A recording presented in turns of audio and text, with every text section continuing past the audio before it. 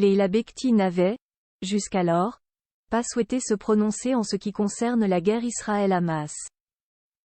Le 21 novembre 2023, la comédienne a finalement partagé un long message sur les réseaux sociaux. La suite après la publicité. La guerre qui se déroule entre Israël et le Hamas provoque de nombreux élans, partout dans le monde. Soutien, larmes, incompréhension, haine. Alors qu'une marche contre l'antisémitisme a été organisée le dimanche 12 novembre 2023, certains continuent à diffuser des messages qui divisent. Voilà pourquoi Leila Bekti, actuellement en plein tournage du film Ma mère, Dieu, et Sylvie Vartan de Ken Scott, a souhaité sortir du silence. Depuis des semaines, je suis saisie par l'horreur, explique la comédienne de 39 ans sur les réseaux sociaux. Les images insoutenables d'innocents livrés à eux-mêmes me hantent.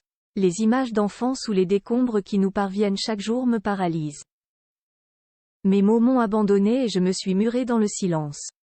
Aux horreurs commises contre des civils israéliens, ont succédé celles commises contre des civils palestiniens à Gaza et en Cisjordanie, qui continuent encore aujourd'hui.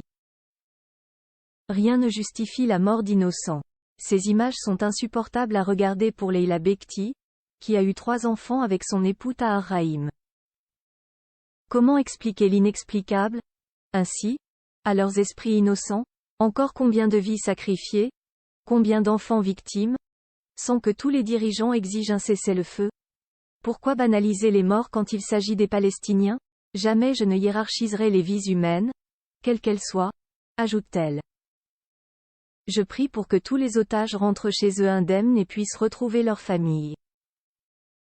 Je prie pour les Palestiniens, qui subissent l'occupation, la colonisation et l'apartheid depuis des années. Leurs droits humains et leur dignité ne devraient pas être sujets à débat. Car c'est là que réside notre humanité. L'ami de Géraldine Nakache s'inquiète pour ce qu'il se passe sur place, mais également sur ce que la guerre Israël-Hamas provoque de plus vil en France. Voir autant de haine se propager, d'amalgame, d'antisémitisme, d'islamophobie, de paroles racistes décomplexées des uns et des autres fait terriblement mal, conclut l'actrice. Je ne tomberai jamais dans le piège de ceux qui tentent de nous faire croire qu'on ne peut plus vivre ensemble. Je ne serai jamais de cela.